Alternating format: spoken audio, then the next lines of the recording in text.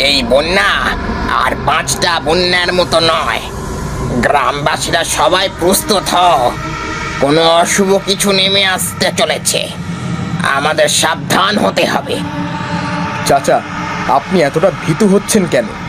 আমরা তো আগে অনেকবার বন্যা দেখেছি, তবে এই বন্যা নিয়ে আপনি এত ভয় পাচ্ছেন কেন? মোসা, আমার মনে বলছে এই বন্যা অন্যরকম। বহু বছর আগে এই গ্রামের কাছে একটা নদীতে এক মেয়ের মৃত্যু হয়েছিল।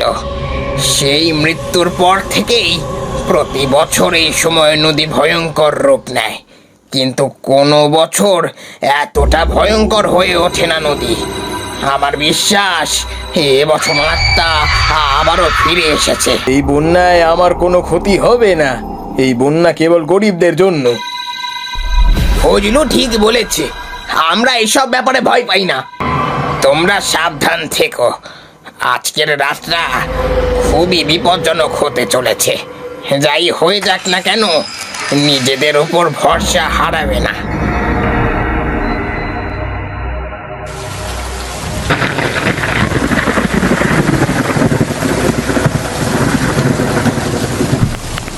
ভাইয়া, বাইরে কে চিৎকার করছে? এই শব্দটা তো কোনো মানুষের হতে পারে না। তুই বস, আমি একটু বাইরে গিয়ে দেখে আসি। দরজা বন্ধ করে দে, ভেতরেই থাকবি কিন্তু বাইরে বেরোনোর চেষ্টা করবি না। কে লুকিয়ে আছো এখানে?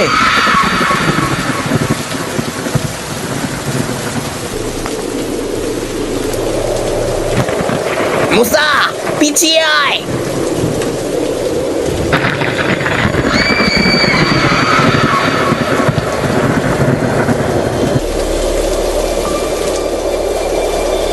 কে কে ওখানে? এ আল্লাহ, এটা কি হচ্ছে? ঘরের মধ্যেটা এমন হিম শীতল হয়ে যাচ্ছে কিভাবে? কেমন আছো? তুমি আমাকে চিনতে পারছো না? না না, কে তুমি? আমি সেই নারী যাকে এই নদী গিলে খেয়েছিল।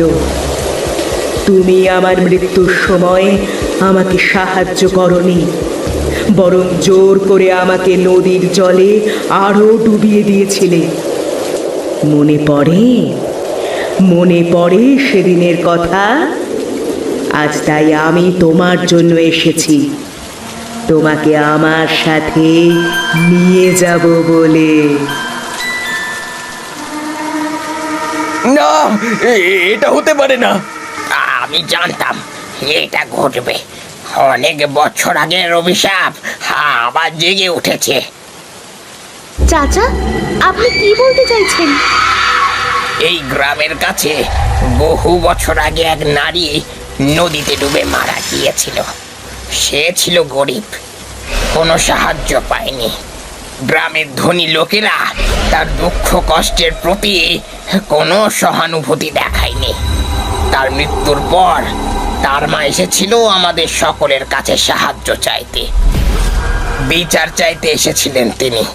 কিন্তু ফজলু মিয়া তার টাকার জোর দেখিয়ে শুধুমাত্র সেই মেয়েটিকেই নয়, তার মাকেও গায়েব করে দেয়। মেয়েটি কিভাবে মারা গিয়েছিল সেই সম্পর্কে সঠিক তথ্য কারোর কাছে নেই, কিন্তু আমার বিশ্বাস এর পেছনে ফজলু নিশ্চয়ই ছিল। তার মানে আপনি বলছেন সেই মেয়েটির আত্মাই আবার ফিরে এসেছে প্রতিশোধ নিতে?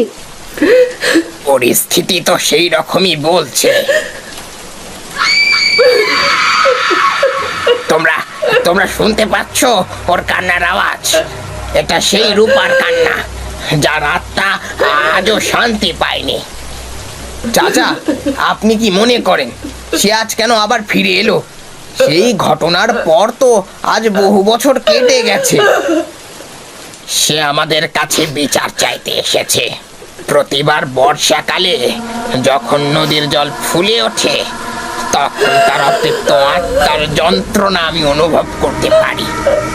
অনেক বছর ধরে সে অপেক্ষা করছে, কিন্তু সুবিচার পায়নি। তাই এবছর সে নিজেই এসেছে তার প্রতিশোধ নিতে। ভাইয়া, ওটা কি? এইটা কি সত্যি রূপা? কিন্তু এ কি করে সম্ভব? এই শয়তান আত্মা কি তবে আজ আমাদের শেষ না করে ছাড়বে না? তা যে শয়তান হয় না, রূপার সাথে অন্যায় হয়েছে, তাই আল্লাহ তাকে আটকাতে চাইছেন না হয়তো। মৃতরা সব সময় তাদের পরকালের জন্য শান্তি চায়, কিন্তু রূপা শান্তি পায়নি, তাই সে আজও আমাদের মধ্যে উপস্থিত। দরজাটা এমন হঠাৎ করে বন্ধ হয়ে গেল কেন?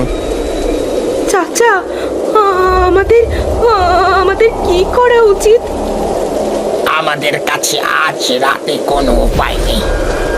এই আত্মা খুবই শক্তিশালী, আর আমরা এখন তার শাস্তি থেকে রেহাই পেতে পারবো না। এ কি হচ্ছে? আমরা তো মসজিদে আছি, এখানে এমন কিছু কেন হবে? শমশের, এই আত্মা তার প্রতিশোধ চাইছে, তাকে ঠেকানোর উপায় আমাদের হাতে নেই। ও কি সত্যিই আমাদের ক্ষতি করার জন্য এগিয়ে আসছে? আমরা হয়তো আগে ভুল করেছি, কিন্তু আজকে আমাদের কিছু করতেই হবে। ভাইয়া, ওটা আমাকে ধরতে আসছে। লুবনা, ভয় পেও না, আমাদের একসাথে আল্লাহর নাম নিতে হবে।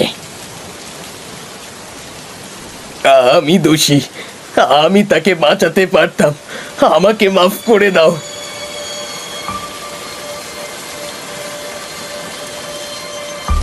চাচা, ফজলু মোল্লার এমন পরিণতি আমরা চাইনি, কিন্তু তার কর্মের ফল আজ সে পেয়েছে। চাচা, এবার কি সব ঠিক হয়ে যাবে? প্রতিশোধ নিয়ে কি এবার রূপার আত্মা শান্ত হবে? হ্যাঁ, আমার বিশ্বাস এবার সত্যি রূপান আত্মা শান্তি পেয়েছে, এবার সব ঠিক হয়ে যাবে।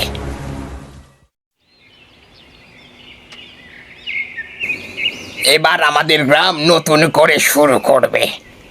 আমরা রূপার স্মৃতি আমাদের মনে রাখব, আর তার আত্মার শান্তির জন্য প্রার্থনা করব।